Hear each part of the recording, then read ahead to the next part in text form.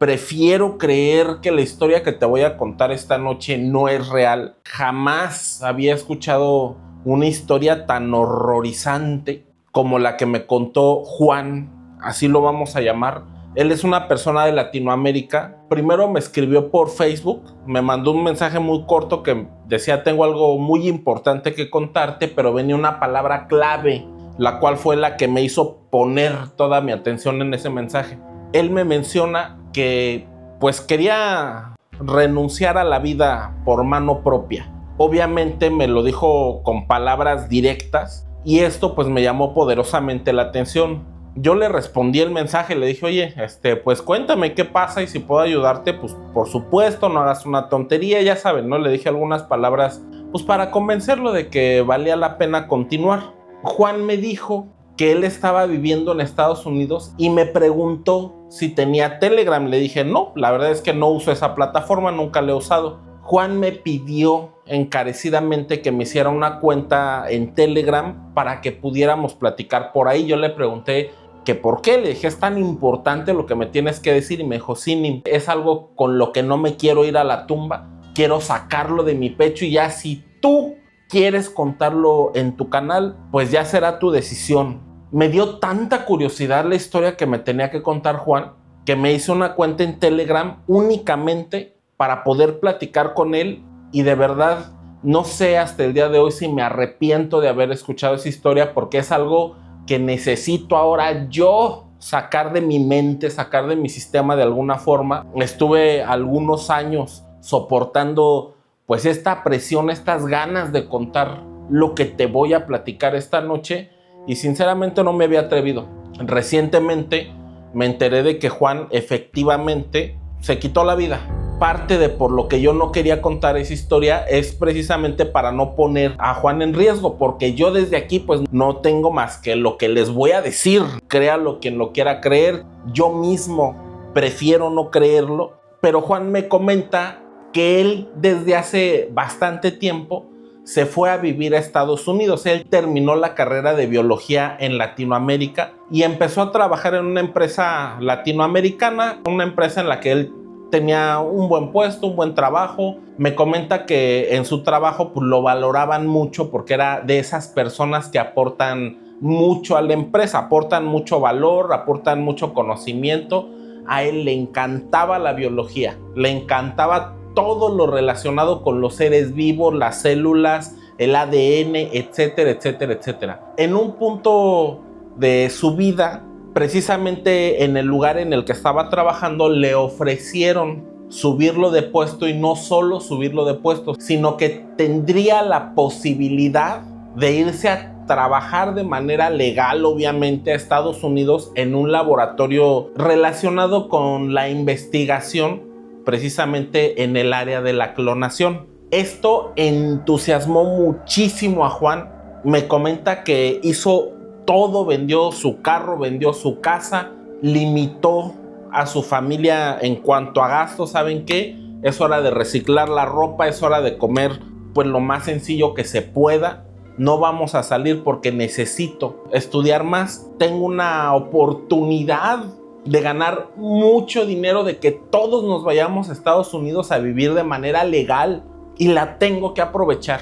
Juan se dedicó 3 años precisamente a estudiar en una universidad que sí tiene cierta conexión con una universidad de Estados Unidos, en la cual el certificado que iba a sacar Juan sí tenía cierta validez en Estados Unidos. Sin embargo, eso era solo el principio para que lo recibieran como asistente en ese laboratorio de investigación biológica. Después de 3 años de que se le dio esta oportunidad a Juan, logró obtener un certificado en ciencias biomédicas, lo cual le abrió las puertas a una segunda etapa, en la cual, pues sí, ya él junto con su familia se dispuso a tramitar los papeles, tanto suyos como los de su familia, para viajar a Estados Unidos con la intención de seguir estudiando allá. Él me comenta que realmente el hecho de poder salir de su país para llegar a vivir a Estados Unidos fue muy complicado. Colaboraron familiares, amigos, comenta que se endeudó por todos lados para poder llegar a Estados Unidos con una muy buena solvencia económica y poder continuar con sus estudios allá. Una vez habiéndose establecido en Estados Unidos con su esposa y sus 2 hijos varones, de los cuales, miren, la verdad no quiero dar mucha información porque ustedes lo van a entender. Esto que les estoy contando es demasiado delicado y me urge llegar a la parte más pesada de la historia. Juan llega a Estados Unidos con su familia, se establecen, continúa estudiando precisamente para obtener un certificado y poder trabajar como asistente en un laboratorio de Estados Unidos. Lo único que Juan sabía es que en ese laboratorio se investigaban muchas cosas, se desarrollaban técnicas precisamente de clonación, no solamente de clonación de animales, sino clonación de plantas,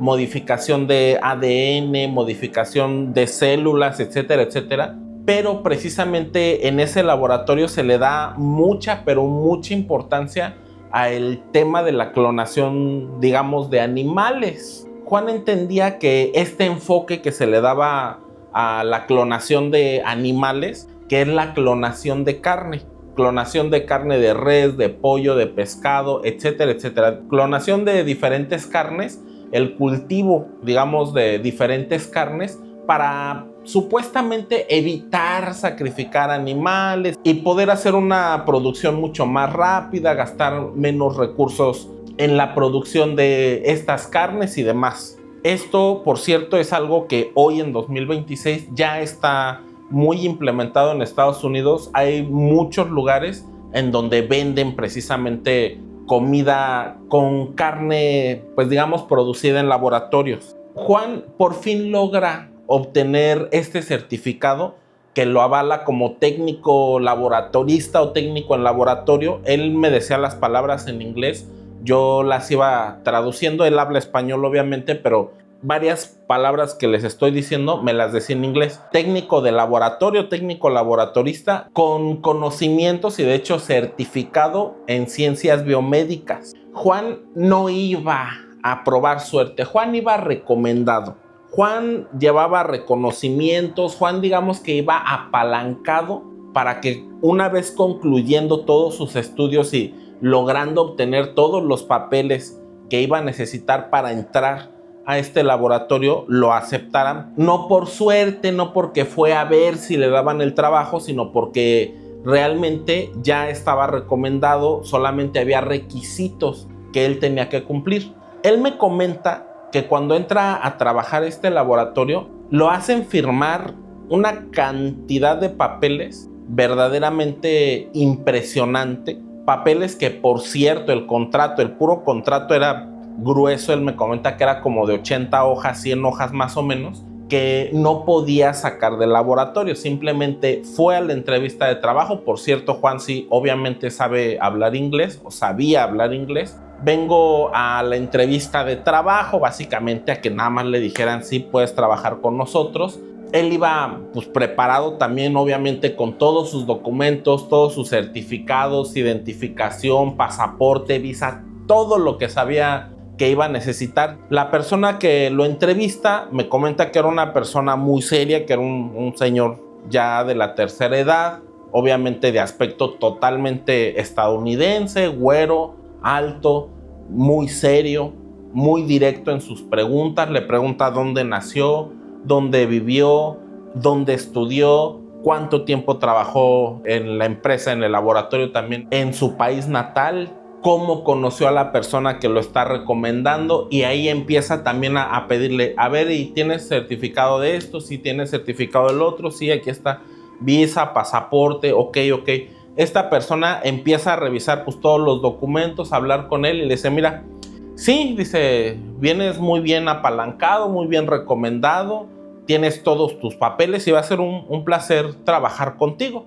Esta persona que le estaba haciendo la entrevista le dice, nada más que sí necesito que leas atentamente el contrato, que lo firmes. De hecho, le comentó que ese contrato no podía salir de ahí, que una vez habiendo firmado todas las hojas, estas se iban a enviar con un notario pues para darle mayor seguridad, mayor validez al contrato y si cualquier cosa se salía de control, pues poder actuar precisamente contra Juan. Me comenta que las primeras páginas eran muy normales, no me explica exactamente obviamente qué decía el contrato, pero avanzando una vez leyendo y firmando, leyendo y firmando, leyendo y firmando, empieza a llegar a una parte donde ya hay cláusulas de confidencialidad muy delicadas en las que se le especificaba que no podía tomar fotografías, videos, no podía utilizar el celular dentro del área en la que él iba a trabajar, porque él iba a trabajar directamente con genetistas, bioprogramadores, biólogos celulares,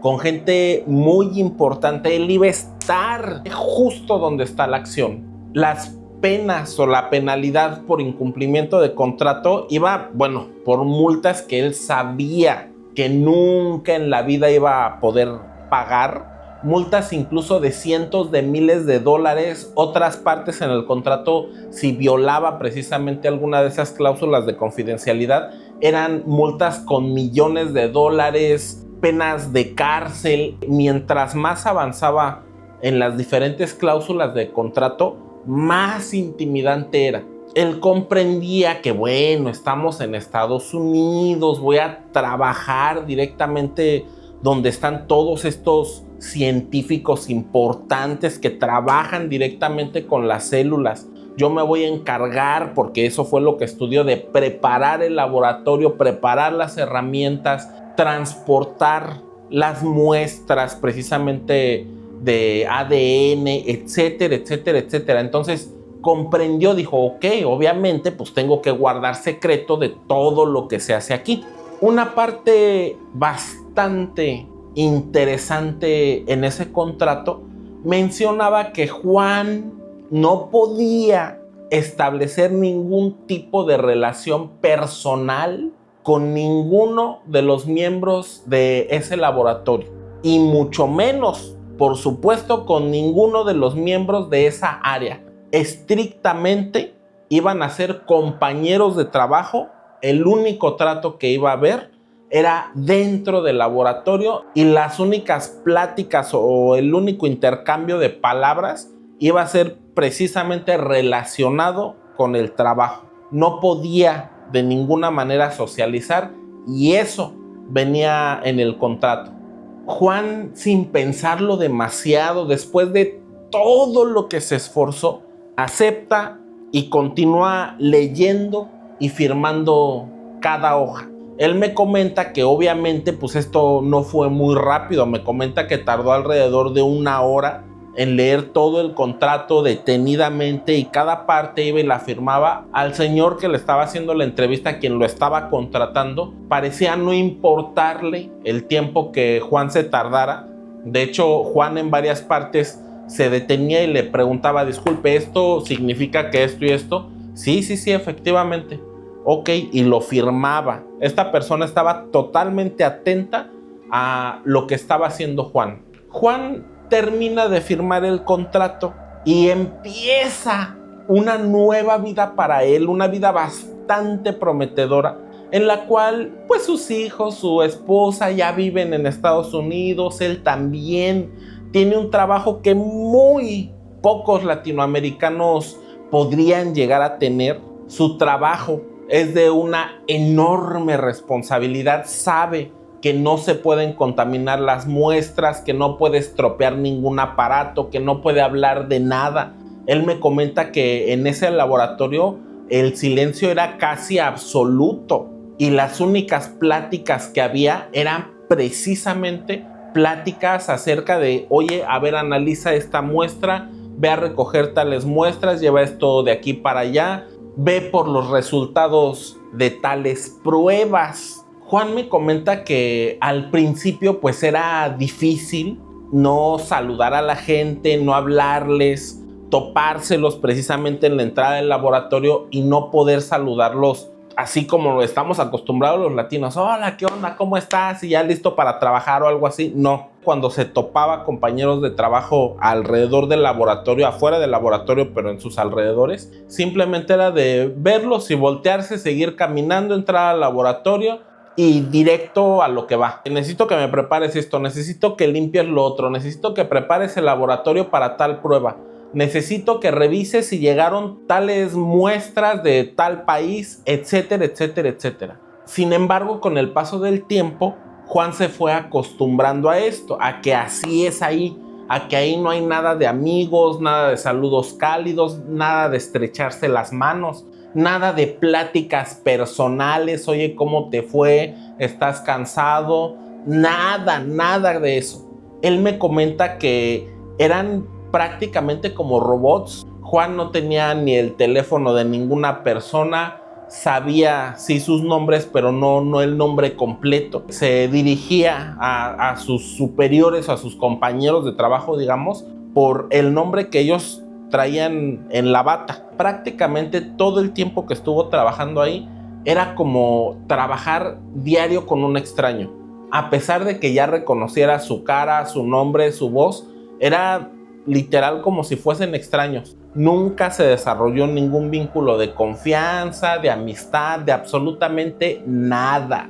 El ambiente en el laboratorio era muy controlado, muy incluso tenso en algunas ocasiones. Juan me comenta que incluso adentro de los baños había cámaras. Absolutamente toda comunicación que tuviera Juan tenía que ser totalmente profesional. Incluso Juan me comenta que muchas veces al regresar a casa veía a su familia y sentía como que a ellos tampoco les podía hablar, que de verdad la presión era tanta que incluso estando fuera del laboratorio él se sentía vigilado. Esto, por cierto, le llegó a traer problemas con su esposa, algunos problemas con sus hijos, porque le comentaban, oye, ¿qué te está pasando? Te estás volviendo muy frío, ya no nos saludas, no nos preguntas si estamos bien, en los días de descanso no quieres hacer nada, no quieres salir. Juan era lo que esperaban en ese laboratorio. Una persona que cumplía, una persona responsable, trabajadora, profesional, ético, serio, una persona totalmente de confianza. Desde que entró hasta el último día en el que estuvo trabajando en ese laboratorio, nunca hubo quejas de él. Nunca llegó tarde, todo lo hacía de manera correcta para que no hubiera ninguna falla de su parte. Después de 3 años de estar trabajando en ese laboratorio, todo este ambiente, toda esta relación que tenía con sus compañeros se ve interrumpida, quebrada, fracturada por una ocasión que se encuentra en un supermercado a un genetista, de hecho una persona con la que él tenía muchísimo contacto en el laboratorio, al cual le llamaremos el Dr. Brown, mientras Juan está haciendo sus compras. Él pues iba con su familia, con su esposa, con sus hijos, cuando a lo lejos, en un pasillo de ese centro comercial, ve caminando a el Dr. Brown por primera vez en su vida, como si fuese un ser humano, sin bata, sin lentes, sin cubrebocas, sin cofia, sin absolutamente nada que tuviese que ver con el laboratorio. Simplemente ve a un hombre de alrededor de 55 años, viendo algunos productos, recorriendo el pasillo. Juan me comenta que en esa ocasión, pues él estaba contento con su familia, habían platicado acerca de cómo le estaba afectando el trabajo a Juan, de por qué ahora era un poco distante, por qué era callado, por qué básicamente estaba perdiendo su esencia. Y él me comenta que en ese punto precisamente él estaba luchando contra todo eso. Él estaba tratando de volver a acostumbrarse a hablar normal con su familia, a abrazarlos, a darles besos, a esa calidad humana que distingue a los latinoamericanos. Cuando precisamente ve a este doctor, debido a la actitud que Juan tenía en ese momento, se le ocurre señalarle al doctor Brown, a su esposa. Le dice, mira, el señor que está allá, ¿ves ese señor? Sí, le dice su esposa, es genetista en el laboratorio. Llevo años trabajando con él, nunca lo he saludado, nunca he platicado absolutamente de nada con él que no tenga que ver con el trabajo. ¿Crees que se moleste si lo saludo? Su esposa lo anima, le dice, ay, ya, ve a saludarlo. Dice, pues Después de todo, no es un desconocido, es tu compañero. Sí, pero es que nunca le he hablado, me da algo de pena. En ese momento, el doctor Brown voltea, me imagino que por la bulla que estaban haciendo, lo ve y se voltea nuevamente hacia los productos a seguir pues eligiendo el producto que va a comprar. En ese momento se le ocurre a Juan acercarse al doctor Brown, un tipo alto, de alrededor de 55 años, un hombre totalmente anglosajón, delgado, con algunas arrugas ya en el rostro. Juan le pone la mano en la espalda y le dice en inglés: doctor Brown, me da mucho gusto coincidir con usted. El doctor Brown lo voltea a ver algo extrañado y le dice: bien, bien, gracias, y se voltea nuevamente. Juan insiste: ¿qué le parece el trabajo, doctor? Bien, bien. El doctor se da la vuelta y se aleja. Ya ni siquiera agarró el producto ni nada, simplemente le respondió que él estaba muy bien, se dio la vuelta y se fue. Juan se regresa con su esposa, pues algo sacado de onda, algo desconcertado. Dice: bueno, es que pues así son todos, ¿no? Ahí en el laboratorio nadie saluda a nadie, y le vuelve a platicar pues algo de cómo es el trato entre empleados en este laboratorio. Juan me comenta que ellos no acostumbraban ir muy frecuentemente a esta tienda de autoservicio. Sin embargo, a partir de ese momento en el que encontró al Dr. Brown, por alguna razón empieza ahora a ir de manera más regular con su esposa y con sus hijos a hacer justamente a ese lugar sus compras, lo cual ocasiona que posteriormente nuevamente empiece a encontrarse al Dr. Brown en ese supermercado. Siempre que Juan veía al doctor, se acercaba, lo saludaba, le tocaba el hombro, incluso le extendía la mano para que el doctor lo saludara, y en todas las ocasiones el doctor lo miraba seriamente, lo saludaba, le respondía que se encontraba muy bien, se daba la vuelta y se iba.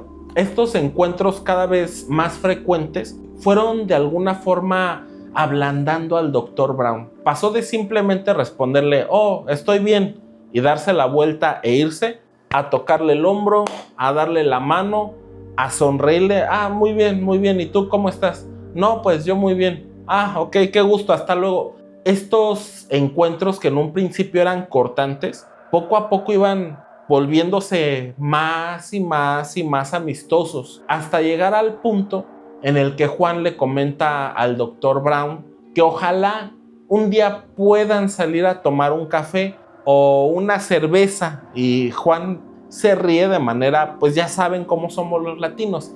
El Dr. Brown se le queda viendo y le responde: sí, tal vez necesito un café o una cerveza, pero tú sabes que en el laboratorio no se pueden enterar de que tú y yo estamos platicando, ni siquiera aquí. Juan le responde: ok, entonces después nos ponemos de acuerdo. Sí, hasta luego. El doctor se da la vuelta, se retira, y en una próxima vez que Juan encuentra al doctor, le hace ya la invitación: oiga, doctor, ¿qué le parece si tal día nos vamos a tomar un café? Incluso se salieron del estado en el que estaba el laboratorio para que no los fueran a ver ni por error. Me comenta Juan que se fueron a una cafetería que estaba en una carretera lejana, una cafetería, incluso me lo comenta, de mala muerte. No es que se fueron ahí a un bar nocturno o algo así, era simplemente una cafetería que estaba en la carretera, a donde motociclistas, transportistas, es decir, personas que trabajan, pues ya sabes, ¿no?, manejando camiones de carga, etcétera,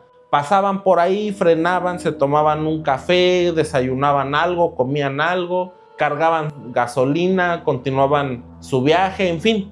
En ese tipo de cafetería es donde Juan tiene su primera cita con el Dr. Brown. Juan llega a la cafetería temprano, unos minutos antes de la cita. Me comenta que ya estaba ahí el Dr. Brown tomándose un café. Cuando ve llegar a Juan, lo saluda. Juan llega, se sienta, pues llega una empleada a tomarle la orden a Juan. A ver, ¿qué le puedo traer? No, pues tráigame esto, lo otro. Y empieza a platicar Juan con este genetista. No, ¿y tú cuánto tiempo llevas trabajando ahí? ¿Cómo te va? ¿Cuánto te pagan? El doctor Brown algunas cosas se las respondía, otras no. Pero cuando Juan empieza a tocar el tema de su familia, es justamente donde digamos que despierta el lado más humano del doctor Brown. Juan precisamente le pregunta: ¿tienes hijos? ¿Tienes esposa? ¿Cómo se llaman?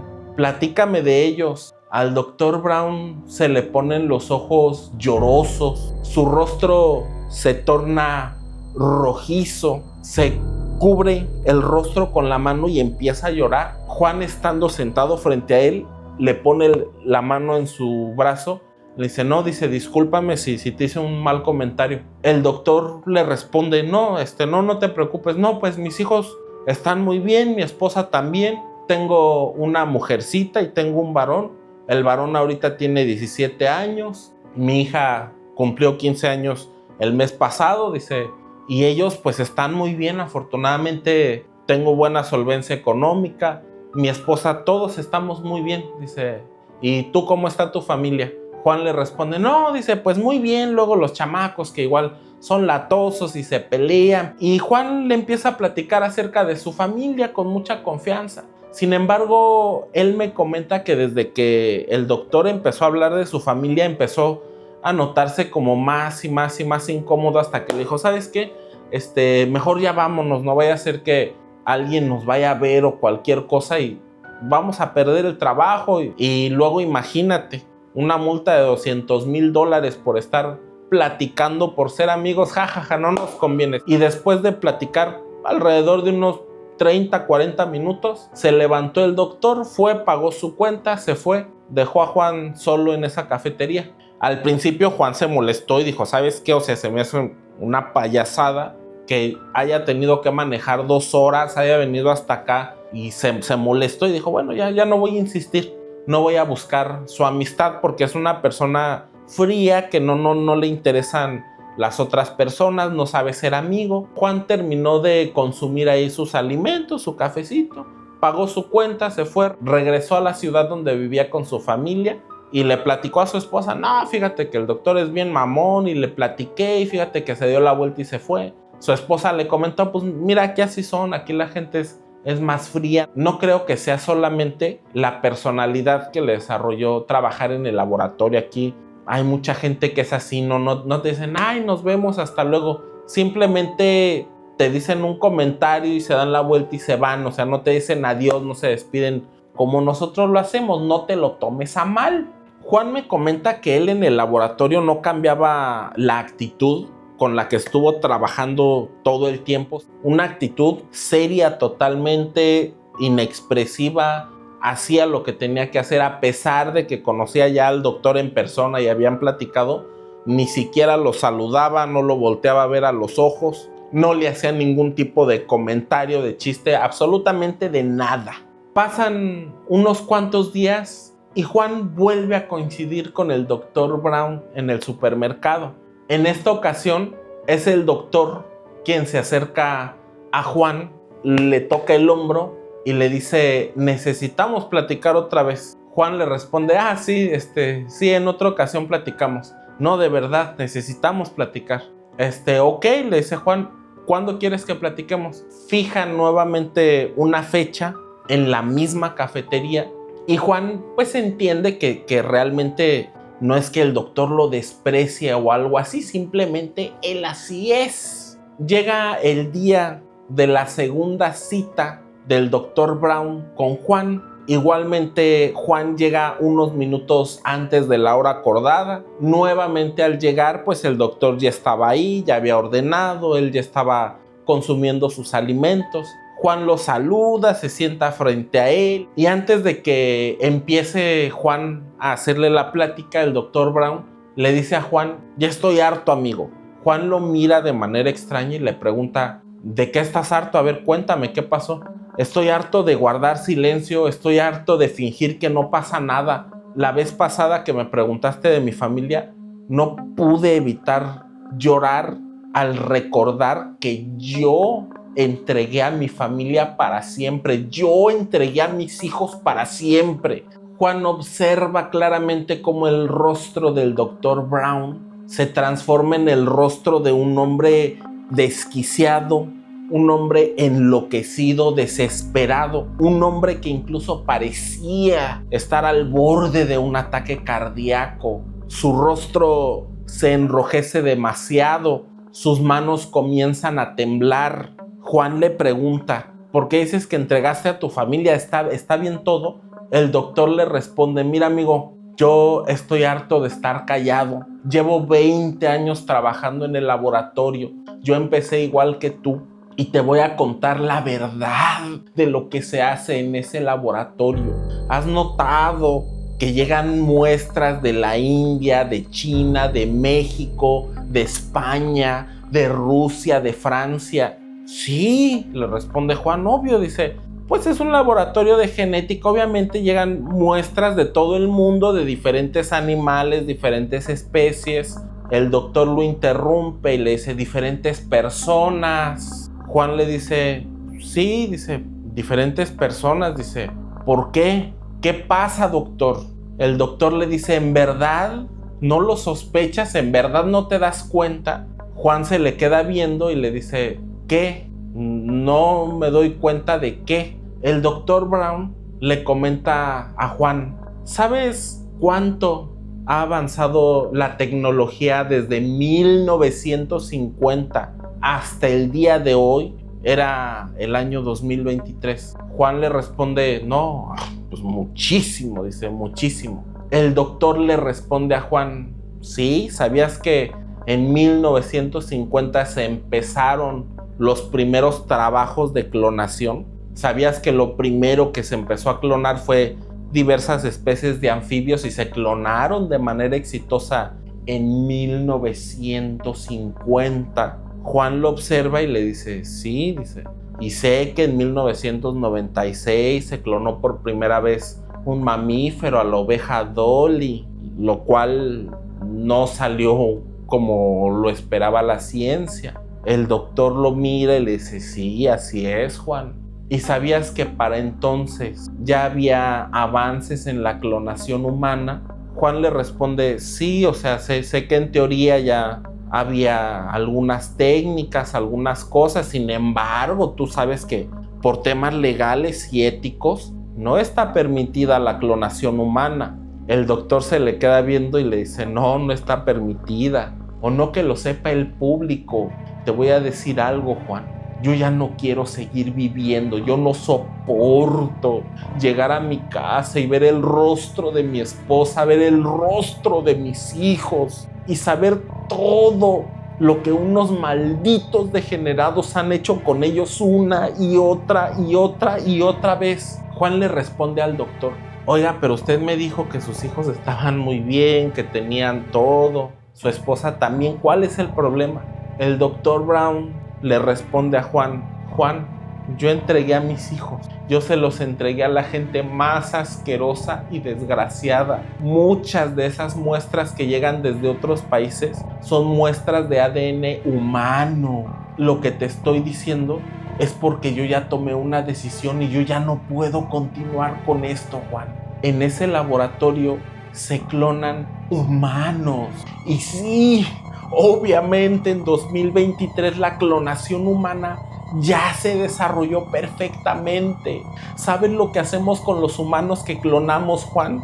Los vendemos. Se los vendemos a multimillonarios, se los vendemos a empresarios, se los vendemos a sectas de gente totalmente enferma y degenerada. ¿Sabes cuántas veces han pasado por mis manos las muestras de ADN de mis hijos?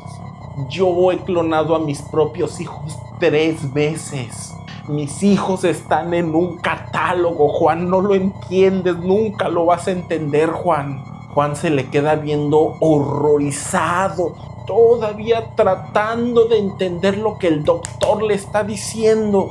El doctor no se calla, continúa revelando estos horrendos secretos a su compañero de trabajo, Juan. Juan, ¿sabías que yo sé que abusaron de mi hija cuando tenía 6 años, luego abusaron de ella cuando tenía 10 años y recientemente volvieron a abusar de ella a los 13 años. No solo le hicieron eso, también me enteré de que las 2 primeras veces le hicieron mucho daño físico a mi hija, hasta que terminaron con su vida 2 veces y 2 veces se han comido su cuerpo, Juan.